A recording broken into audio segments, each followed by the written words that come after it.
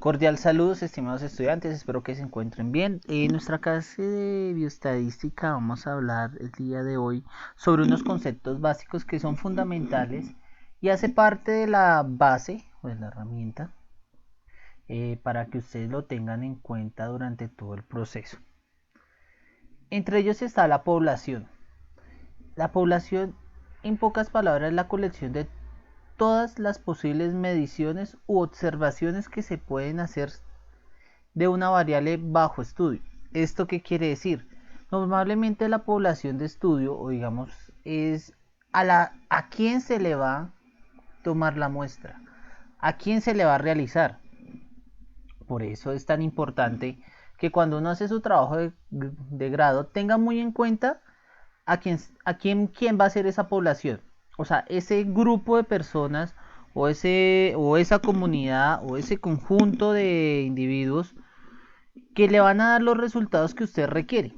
Por ejemplo, actualmente ustedes ven la tasa de crecimiento de la población durante el año. Entonces está toda la población de Argentina, de Brasil, Chile, México, Japón, Tailandia, todos los diferentes países. Y eso es tomar la población de algo. O mirar la gente que tiene algún síndrome de una enfermedad rara, ¿cierto? Entonces todo eso permite que usted al limitar la población, usted pueda tener un dato estadístico o una variable bajo estudio. Eso es súper importante porque la población, si usted limita, ejemplo, yo quiero hacer una investigación de cuánta gente está enferma de COVID entre los 30 y los 35 años. Entonces, ese rango de edad ya viene siendo mi variable bajo estudio y la población que yo necesito. No estoy sesgando si es mujer, si es hombre, no, o sea, va entre ese rango. Entonces, eso viene siendo la población, una variable bajo estudio y siempre la van a necesitar. Porque ustedes nunca van a ver, sí, ¿no? Se hizo un estudio, pero ¿a quién? Siempre va dirigido a alguien. Y es la más importante definir a quién. Porque si cumple las condiciones, como es que saquen buenos datos, pues va a permitir que sea viable el estudio y tenga unos mejores resultados. Se clasifica en dos categorías, que puede ser una población finita, que la cual es aquella que incluye una cantidad limitada contable de observaciones, individuos o medidas, siempre que sea posible alcanzar, es decir, que se pueda contar el número total de todas las posibles mediciones y se considera como una finita la población. Es decir, hagan de cuenta ustedes dicen, no, voy a trabajar con todos los niños de la ciudad de Bogotá. Eso es finita, porque es una población que usted sabe más o menos el total posibles mediciones, porque puede ser que haya niños no registrados, haya niños que digamos no tienen registro civil, haya niños que han nacido digamos no en un hospital, entonces no se lleva un control, todo el cuento, todo eso se considera como finita una población finita, que usted la puede alcanzar, digamos usted la puede medir, la puede lograr obtener, pero digamos ahí que es posible cuantificar, es decir, no, un ejemplo contrario a una población finita sería cuántas especies de orquídeas hay, por ejemplo. Hay muchas, hay infinitas, porque siguen saliendo y siguen saliendo, ¿sí me entienden? Mientras, digamos, yo le puedo decir, actualmente en Bogotá, ¿cuántas mujeres hay en Bogotá a la fecha? Entonces es una medida exacta, precisa y que se puede contar y se puede alcanzar. Bueno, infinita. Es aquella que incluye un gran conjunto de observaciones o mediciones que no pueden alcanzar por conteo. Al menos hipotéticamente no existe límite en cuanto al número de observaciones que el experimento puede generar. Cuando ustedes tienen una población infinita, o sea, es bastante complejo porque usted nunca va a tener, o sea, no sabe si los resultados eran suficientes, no eran los indicados, que si esos datos eran los precisos, que tal que me haya faltado una semana más. Entonces ahí es cuando uno viene a mirar qué es lo que uno busca. Digamos, para mí es más chévere trabajar con población finita, porque la puedo saber y la puedo limitar. Cuando es infinita, uno se sesga mucho, tiene a veces los errores de que juega a que eso es lo posible que hay según lo revisado, pero puede que aparezcan más cosas. Bueno, ¿qué es la muestra? La muestra es un conjunto de mediciones u observaciones tomadas a partir de una población, en su subconjunto de las poblaciones. Es decir, que dentro de la población que usted quiso, ¿cierto? Que usted toma una población determinada, digamos, de hombres y mujeres, digamos, solo hombres, vamos, la población de hombres de la ciudad de Bogotá, quiero tomar un tamaño muestral de esa población, porque usted sabe que es grande. Entonces, como usted dice, no, yo quiero que sean hombres de entre los 18 y 21 años. Entonces, ahí ya tiene una muestra de una población. ¿Qué pasa con esto? Eso es súper importante, muchachos, porque uno siempre al momento de hacer los proyectos, y ustedes se van a dar cuenta, cuando lean sus artículos, ellos toman grandes cantidades y luego terminan con una, digamos, decir, empezamos con 1500, pero según el sesgo, el tamaño de la muestra, lo que tuvieron en cuenta para tomar, se le puede reducir hasta 300 personas. Entonces, esa es una forma de hacer las cosas, igual que ustedes van a tener que hacer, digamos, más adelante en sus trabajos de grado, para que lo tengan muy presente. Entre esos existen los tipos de muestreo. Eso es súper importante porque los tipos de muestreo pueden ser aleatorios, probabilísticos o no aleatorios y no probabilísticos. Entonces, cuando es aleatorio, ese procedimiento que se utiliza métodos aleatorios para seleccionar la muestra. Este tipo de muestras se conoce de antemano cuál es la oportunidad que cada sujeto tiene de ser seleccionado. Es decir, cuando es aleatorio, es la posibilidad de que usted escoja al azar y tiene la selección, ¿cierto? Eso es aleatorio. Es de ejemplo, cuando los estudiantes, cuando uno jugaba fútbol o jugaba voleibol o baloncesto, usted, yo escojo a tal, yo escojo a fulanito, eso es un muestreo aleatorio. Porque usted escoge aquí, coge allá, pero está formando un grupo que tiene que ser para generar, como digamos, esa muestra o ese grupo seleccionado sin independiente que digamos sea de quinto, que sea tercero, que sea cuarto, no importa. Está formando un muestreo, ¿listo? No aleatorio, intervienen factores no aleatorios en la selección de los sujetos, es decir, cuando no es aleatorio es cuando es específico, es decir, que si yo quiero en un partido de fútbol escoger, no necesito todos los jugadores que midan más de 1,75.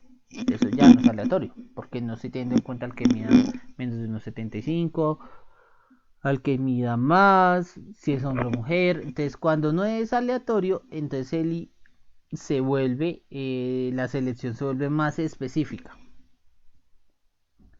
Pero entonces, tipo de muestreo aleatorio existen varios, entre ellos el simple, el grupo sin tanto aglomerado, estratificado y el sistemático. Entonces, para poderlos conocer, vamos a ver cada uno. Entonces, muestreo simple. Entonces, cada sujeto de la población tiene la misma probabilidad de ser elegido. Es decir, lo que les digo, cuando ustedes juegan fútbol o micro, ¿cuál es la posibilidad de que ustedes los cojan entre todos? Es la misma posibilidad que tienen los demás. Si tiene una lista de los n sujetos de la muestra rotulados o identificados con un número. Ay, perdón. Qué pena con ustedes, muchachos. Qué pena. Le di sin querer. Fin. Qué pena. Entonces, ok, acá. Entonces, se tiene una lista de los n sujetos de las muestras rotulados o identificados con un número, ¿cierto? Es decir, que yo puedo tener, yo quiero al jugador 7, yo quiero al jugador 5, yo quiero al jugador 2 y al jugador 1. Entonces, ya cuando están rotulados, es un muestreo simple porque ya los tengo identificados y ya sé cuáles son. Este método de selección se utiliza como urnas o al azar, como dados, y puede ser reemplazado sin reemplazado. O sea, puede ser con reemplazo o sin reemplazo. ¿Eso qué quiere decir? Que cuando usted tiene a alguien puede reemplazarlo sin problema. O sea, no, vea, no, esa persona no cumple con las condiciones, pero se sale este carácter y entra otra persona. O si no lo quiere reemplazar, lo tiene en cuenta y es un dato nulo. Eso es lo que pasa en un muestreo simple. Entonces, que primero está sujeto de que todo el mundo tiene la misma probabilidad de que pueda salir, ¿cierto? Cuando usted lo tiene organizado, ya sabe qué va a escoger. Y al final, usted mira si reemplaza o no reemplaza ese dato. Esa es una ventaja que tiene ese muestreo. Entonces, a veces, ¿qué inconvenientes tiene? Pues al usar digamos, una urna, por la dificultad de poder mover bien las tarjetas, digamos, ¿cierto? Los bolos o los objetos que representan de los sujetos de la muestra. Entonces, ¿esto qué quiere decir? que es más fácil que, digamos, usted realizar en este trabajo una serie de como de tablas numéricas o aleatorias. ¿Eso con qué finalidad? Que le va a demostrar los ejemplos de la utilización de las tablas de números aleatorios y se puede seleccionar varios sujetos y una población de una población grande. Es decir, con ese muestreo simple yo puedo decir lo siguiente, en pocas palabras. Voy a hacer un sorteo con mis estudiantes de bioestadística. Entonces voy a agregar todos los nombres, tanto de hombres como mujeres. Entonces, teniendo eso,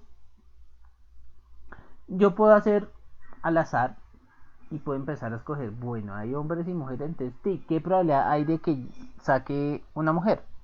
La misma probabilidad de que saque un hombre, ¿cierto? Esa es la misma probabilidad en un muestreo. Pero ¿qué pasa? Al nosotros utilizar unas tablas, es decir, digamos que seamos 40, en esa selección de 40 yo puedo sesgar ya que sean solo mujeres, ¿cierto? Entre esas 40 hay 17 mujeres.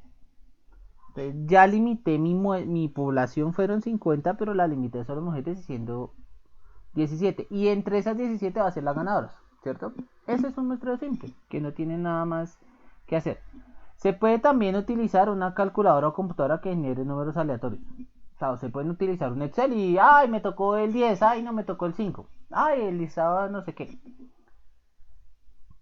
Y eso permite que sea muy al azar. Es decir, casi siempre eso es lo que utilizamos, digamos, ustedes cuando, o en Excel se han dado cuenta, bueno, vamos a rifar algo.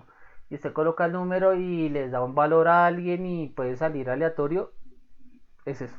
Colocarle un valor a alguien independiente, pero tiene las mismas posibilidades de los demás. ¿Qué es un muestreo sistemático? Entonces es un poco diferente. Ese se usa ese muestreo cuando se tiene una lista de los N miembros de la población. Es decir, acá ya estoy limitando ya dentro de mi población digamos como una variable más. O sea, ya estoy limitando que sea hombre o que sea mujer de tal edad a tal edad, ¿cierto? ¿Por qué se llama sistemático? Porque selecciona sistemáticamente cada quésimo miembro de la lista de la población. Es decir, quésimo, cada décimo, o sea, cada décimo no es miembro de la lista de la población. O quésimo, perdón, quésimo es 50, perdón. O sea, que si cada 50, seleccionan cada 50 sujetos de la lista. Este es sistemático, es decir, que usted dice son 10. Entonces, cada 10 va a ser mi población de muestra. O sea, cada 10 personas tal, que sea hombre tal, que sea mujer cada 10 tal. ¿Cuál es la probabilidad? La diferencia es que el primer sujeto de la muestra siempre se halla al azar.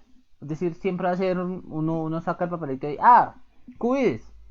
De cubides para abajo empieza la cuenta o empieza este tipo de muestreo.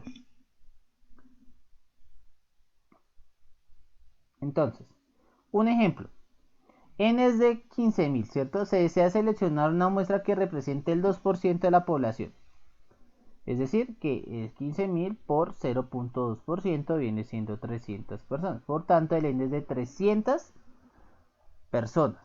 Para terminar el K y se simplifica N sobre N.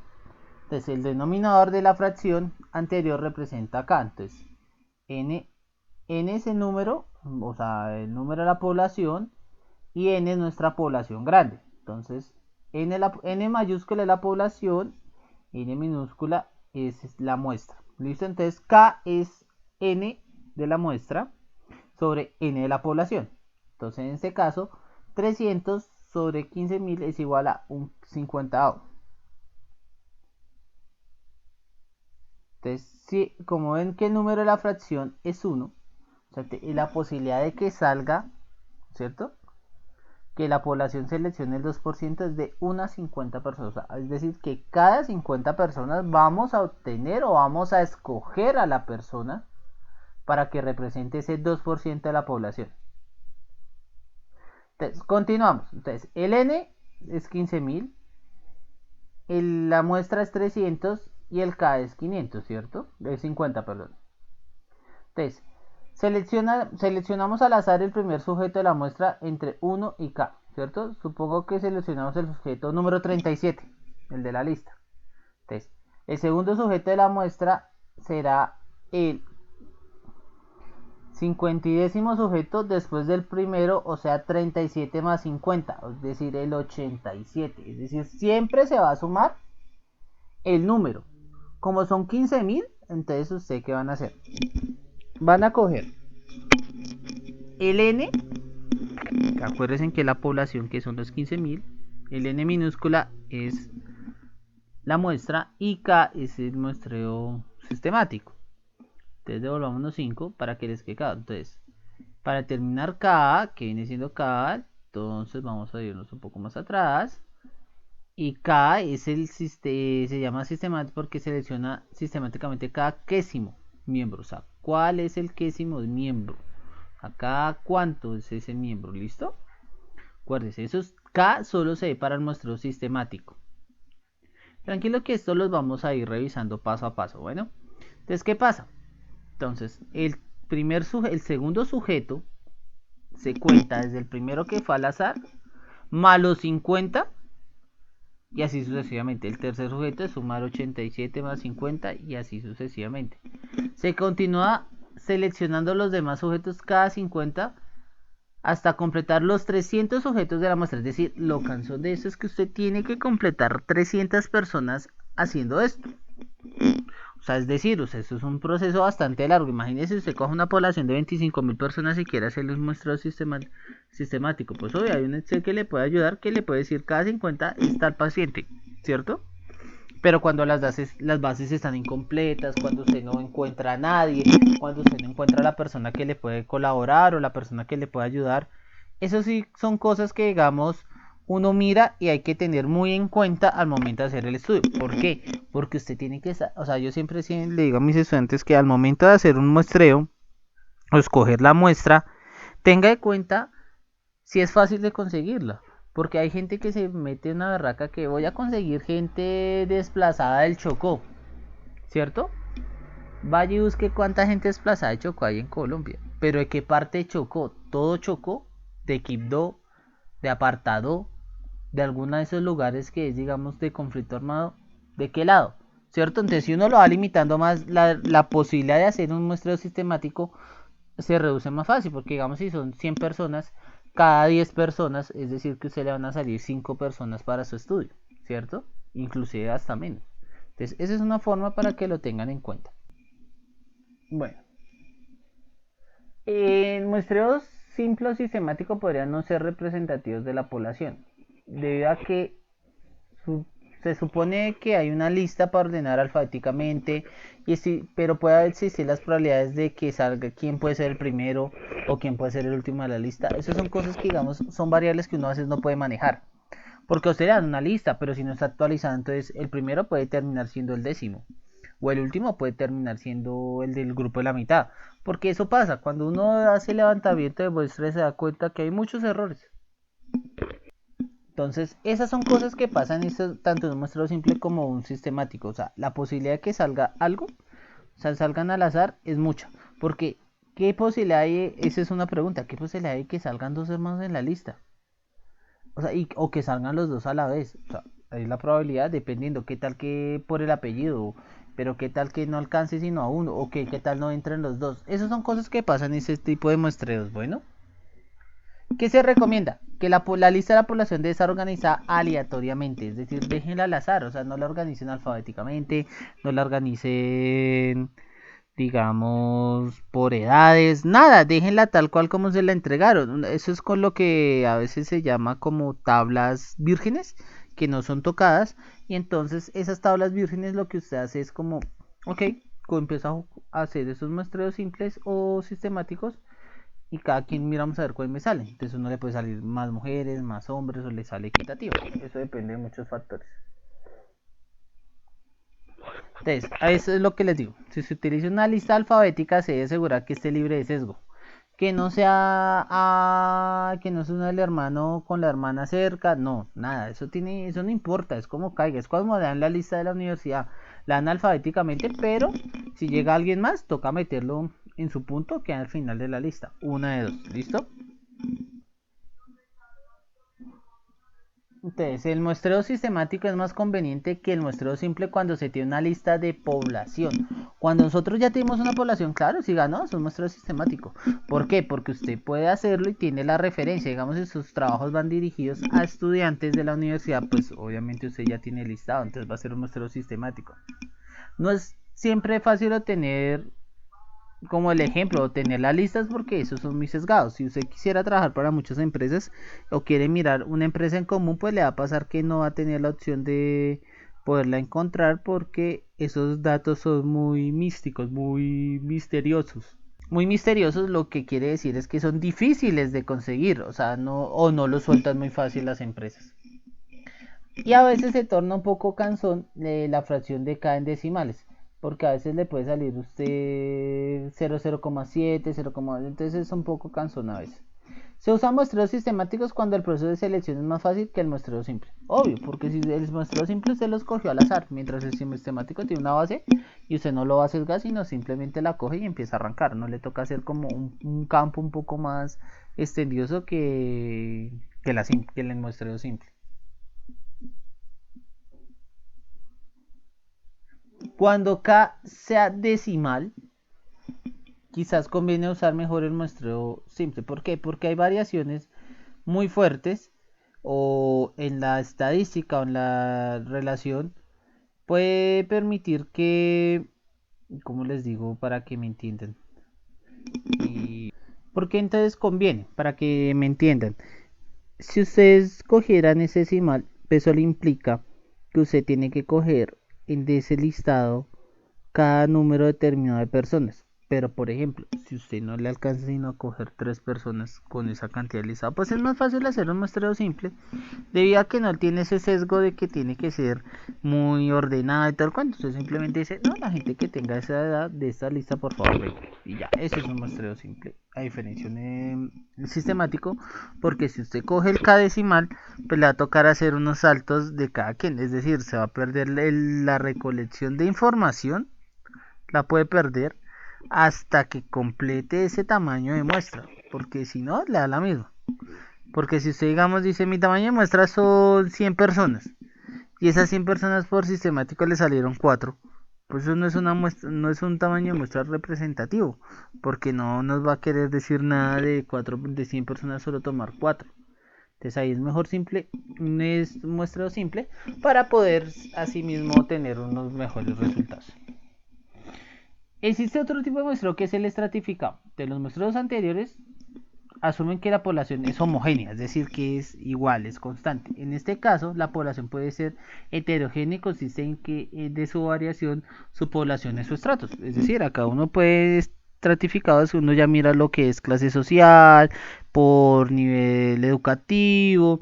Entonces uno puede decir, bueno, voy a de estas 300 personas, voy a sesgarlos por nivel de estrato que sea nivel 3, por ejemplo. Entonces, aquí hay un ejemplo. Entonces, estudiantes de una universidad, posibles estratos, años de estudio, subgraduados o graduados, programa académico, género, diurno, nocturno, estado civil y demás. Esos son un ejemplo de un muestreo estratificado. Porque si yo cojo a algún estudiante, le digo, ok, quiero saber cuántos son, cuántos corresponden a tal lado. Quiero mirar cuántos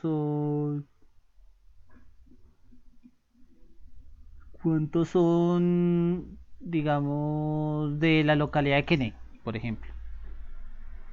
Entonces, este proceso para la selección de la muestra estratificada antes se divide los n sujetos, que viene siendo la población, en sus subpoblaciones o estratos de acuerdo a las características en común que se interesa estudiar.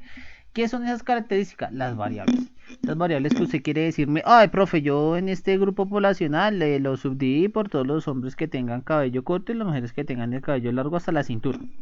Entonces, todas las personas que no, digamos, hombres que no tengan el cabello largo, las mujeres hasta la cintura, pues no van a entrar en ese muestreo estratificado, porque usted le dio una variación o una escala y está teniendo en cuenta las variables que le puede ofrecer, digamos, el estudio para poder correlacionarlo para lo que usted necesita. Entonces siempre se hace un muestreo aleatorio simple o estratificado en cada estrato para sacar sujetos dentro de cada uno. Es decir, usted puede decir cuánta gente es del estrato 1, cuánta gente es del estrato 2, cuánta gente es del estrato 3 y sucesivamente. pero siempre se unen todos los sujetos de la muestra aleatoria separadas para formar la muestra, porque si usted las tiene que hacer unidas, porque a mí no me sirve que mi vecino averigüe cómo prevenir el COVID cerrando la casa. El otro no, yo quiero prevenir con ciencia durante Harvard qué monstruos se están atacando, por ejemplo, y así sucesivamente.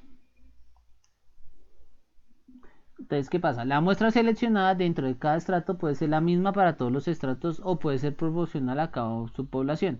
Es decir, usted puede decir para todos mis grupos que, no, esta es muestra de tipo, que esta muestra es de enfermo.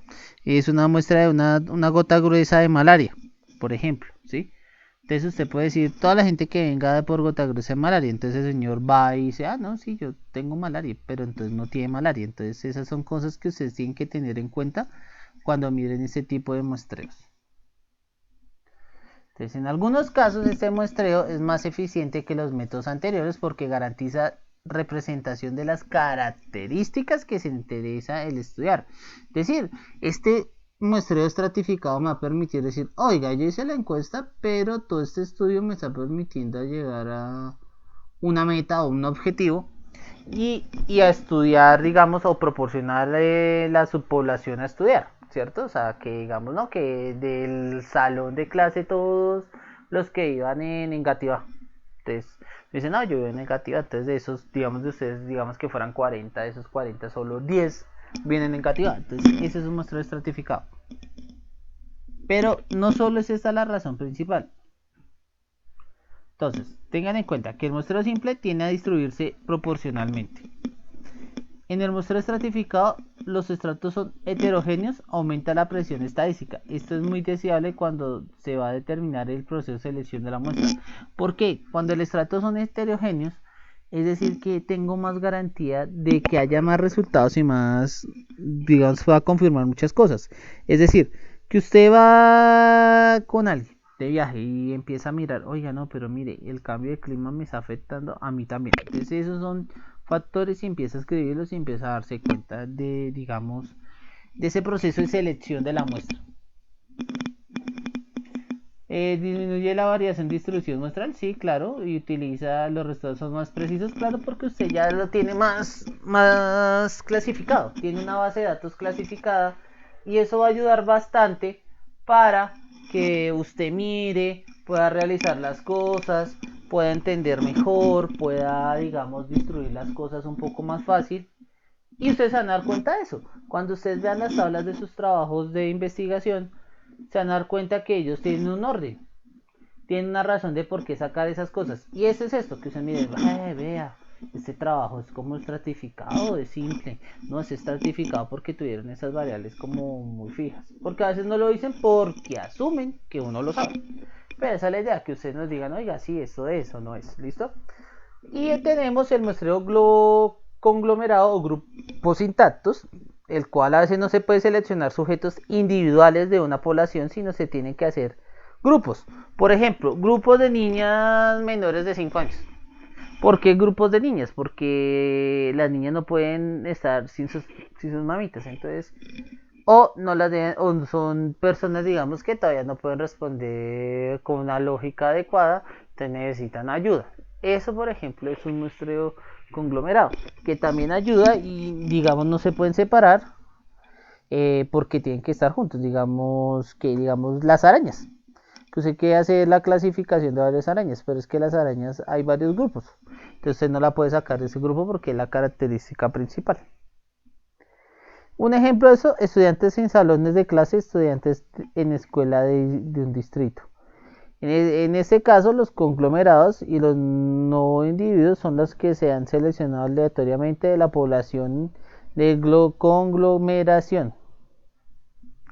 Cada sujeto de la población debe pertenecer a un solo conglomerado, uno y un solo uno. Es decir, va a estar siempre en un mismo grupo, o en un solo individuo.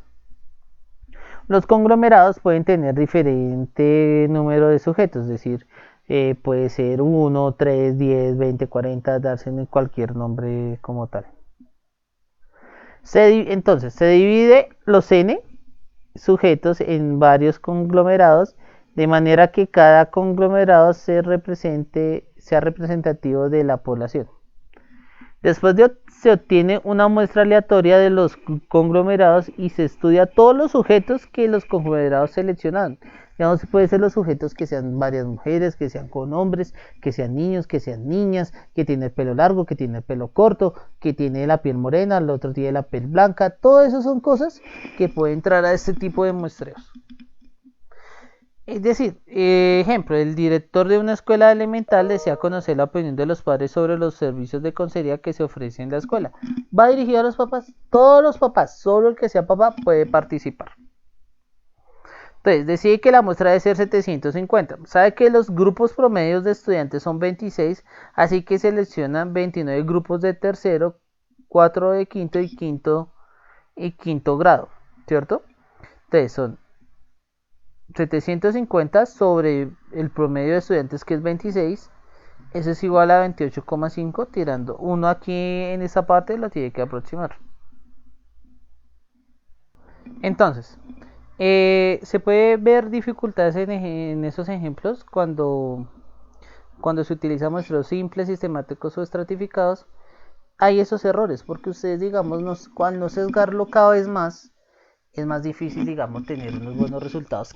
O sea, no se quiere decir que no se tengan resultados buenos, sino que no se tienen unos resultados más precisos para dar un objetivo. Por eso es súper importante que ustedes tengan en cuenta, al momento de tomar de la muestra, es lo que yo le digo a mis estudiantes: coja lo más grande a lo más pequeño. Entonces, coja una población grande. Esa población grande, ¿qué es lo que quiero estudiar? Lo principal, se me dicen las mujeres. Listo, ok, las mujeres. Esas mujeres, limítelas.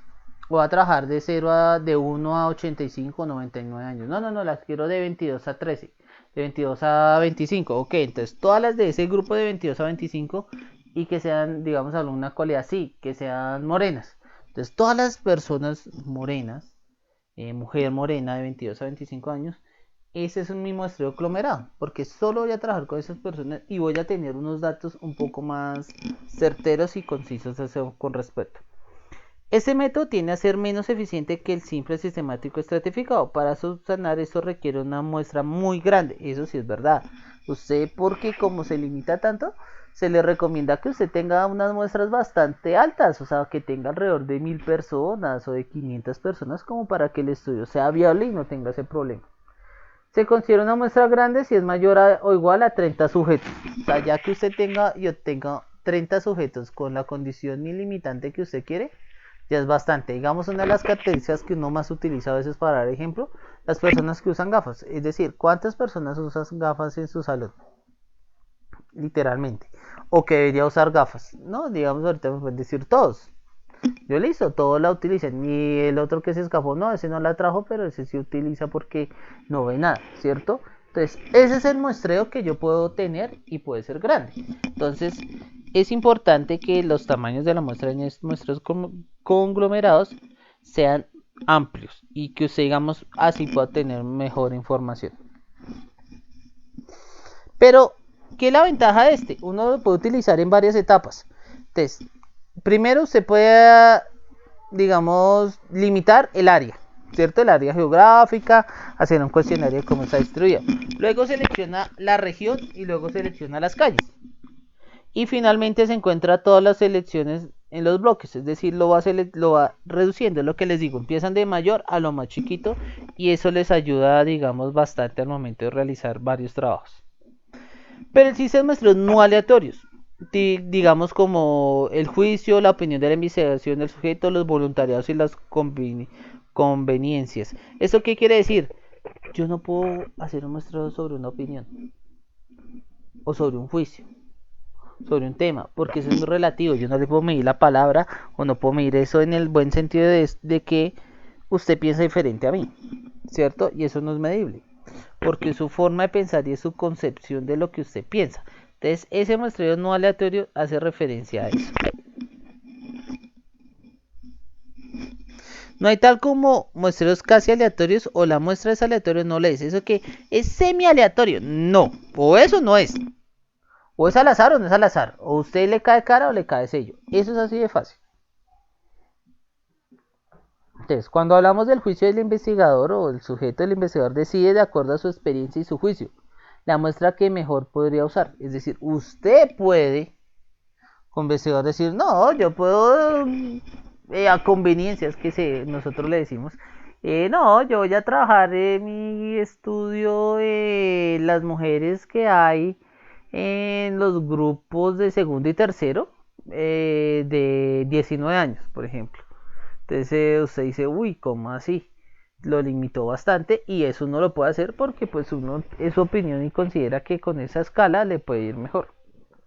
En el caso de los voluntariados, el investigador utiliza los objetos que estén disponibles para participar, es decir, los coge al azar. Ay, venga, estoy haciendo cuando usted lleguen a, digamos, llegar a la universidad, venga, que es que quiero hacer una encuesta. Entonces es voluntariado porque la persona le dice, sí, claro, venga, le colaboro. O como puede decirle, no, no, ahorita no porque estoy ocupado. A conveniencia es la que yo siempre digo que es la que uno a veces termina usando debido a que uno a veces no tiene la información necesaria para poder hacer el cálculo del tamaño de la muestra. ¿Esto qué quiere decir? Una conveniencia puede decir, no, lo hicimos a conveniencia porque debido a la pandemia y al cierre de tantas fábricas, yo iba a trotar al lado de la alquería y me he dado cuenta que eso está abierto, por ende aprovecho y me compro una tela para cortinas, por ejemplo, ¿cierto? Esas son conveniencias, pero aparte de eso que es conveniente, usted puede decir, no, yo voy a utilizar solo 2 cuadras porque esas 2 cuadras son las únicas que cumplen las condiciones que yo quiero. Y esa conveniencia, usted mismo puede limitar las cosas sin tener ningún problema. Cuestionario por correo. Cuando se envía cuestionarios por correo, aún así la muestra fue aleatoria, no representa muestreo aleatorio. El que devuelve el cuestionario contesta decide voluntariamente participar. Esos son los tipos de muestra. Entonces, ya vieron que existen varios y eso depende. Cada cosa que les estoy diciendo les va a ayudar bastante al momento de leer. Debido a que usted va a decir, ok, entonces, esa gente tuvo una población de tanta cosa. Entonces, según sus criterios de inclusión, sacó 1200 personas y se quedó con 300 colombianas. Entonces, esas 300 colombianas quisieron decir, oiga, estamos haciendo... se me fue la idea, perdón muchachos. ¡Ay! Se me fue. Qué pena con ustedes. ¡Ay! Se me fue la idea. ¡Ay! Se me fue, perdón. Bueno, entonces a partir de esto, entonces, ¿qué hacemos? Entonces, cuando ustedes vean sus artículos, se van a dar cuenta, antes esa persona hizo esto, vea, tuve en cuenta esas variables. ¿Y qué son las variables? Son las características o lo que se estudia de cada individuo de la muestra. Puede ser el sexo, la edad, el peso, la estatura, lo que yo les digo, son los parámetros que usted como investigador o como revisor va a decir, oiga, sí, este mal le hizo falta tener en cuenta la relación de la edad porque la edad es fundamental en la enfermedad, digamos que ustedes escogieron. ¿Qué son los datos? Son los valores que toman las variables en cada caso, o sea, el valor que se le da, digamos, de sexo masculino, ¿cuántos hay? 50. Sexo femenino, ¿cuánto hay? 150. Entonces, digamos, eso es como la relación de los datos. Pero existen diferentes tipos de datos. Entonces, los datos son, aparte que son valores que toma la variable en cada caso, son cifras, números, cantidades, puntuaciones, índices, casualidades o atributos. Esta es una serie de categorías. Entre ellas están los cuantitativos, que son discretos o continuos, o los categóricos. Entonces,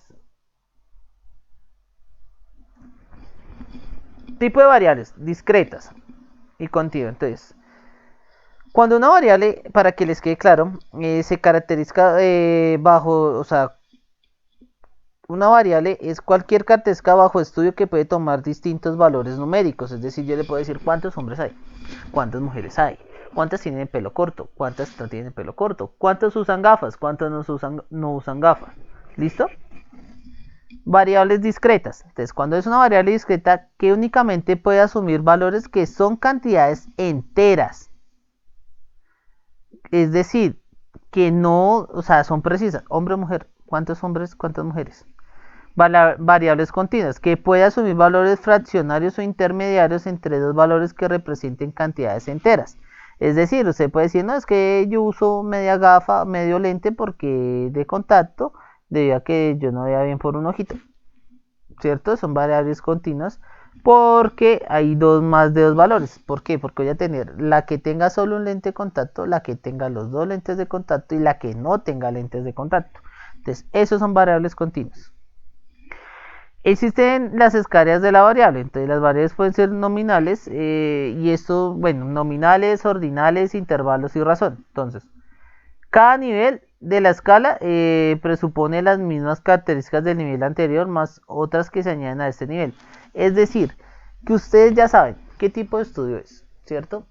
¿Qué muestra o qué población han escogido? Entonces, ya que ustedes tengan eso claro, ustedes ya saben para dónde va a coger, o sea, qué es lo que va a hacer y le va a permitir decir a qué escala esas variables van a ser. Entonces, si es nominal, es cuando se agrupan los datos solamente en clases o categorías que son mutuamente excluyentes y no tienen un orden particular.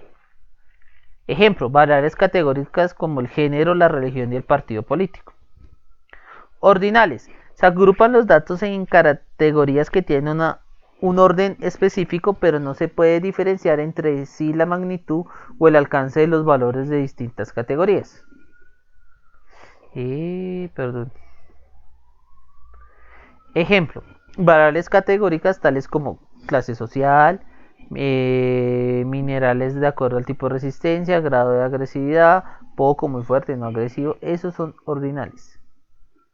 Los intervalos, esos son los que se agrupan los datos en categorías que representan un orden específico y además ese orden implica un intervalo específico de diferencia entre las distintas categorías que es igual para todas las categorías. El valor 0 es un valor más, no implica ausencia de la característica. En un intervalo el 0 cuenta. No hace nada, pero cuenta y está, digamos, en el proceso.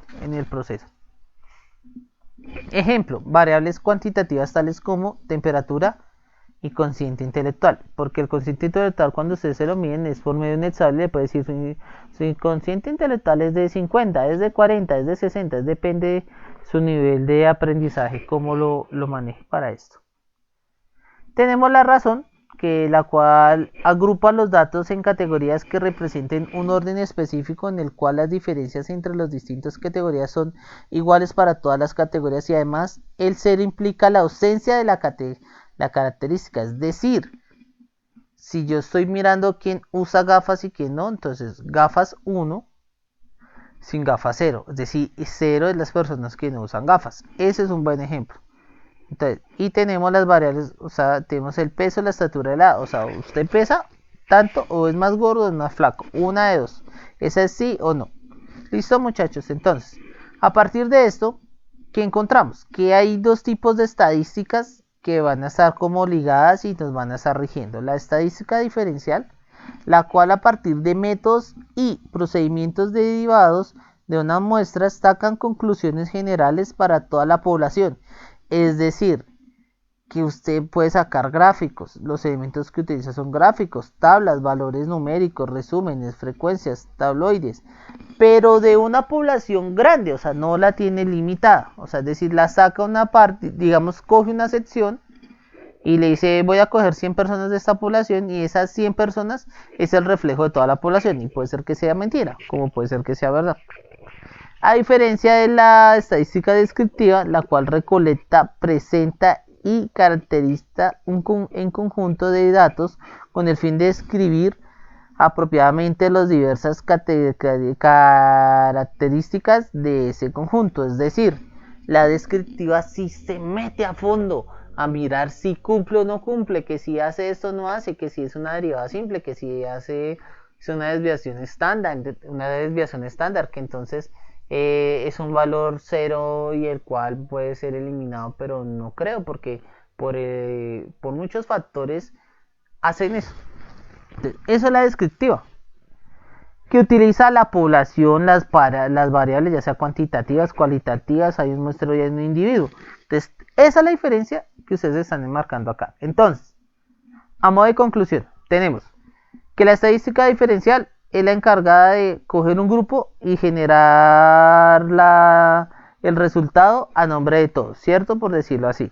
Mientras la descriptiva sí se encarga de sesgar todos los valores de ese estudio que ustedes están leyendo y le permite analizar analizar, digamos, los factores o mirar variables más específicas donde ustedes pueden ya determinar o ya pueden ayudar a darle solución a ese evento. Entonces, ¿qué les recomiendo, muchachos? Entonces, con esta parte estamos dando como terminado al primer paso, que es como los conceptos, como el manejo de las ideas, el entender cuáles son los métodos y en qué funcionan. ¿Con qué finalidad? Que al momento de leer su artículo, ustedes ya lo van entendiendo un poco más. Ah, vea, usted hizo fue un estudio descriptivo, nuestro descriptivo porque está teniendo y esto cosa. Entonces la idea es que con estas armas que le estoy dando, o digamos esas pautas, ustedes al momento de leer el artículo lo entiendan más fácil y al momento de socializarlo se les entiende y todos digan, uy, ¿qué pasó? Uy, ¿qué fue eso? Entonces eso sí se los recomiendo. Bueno.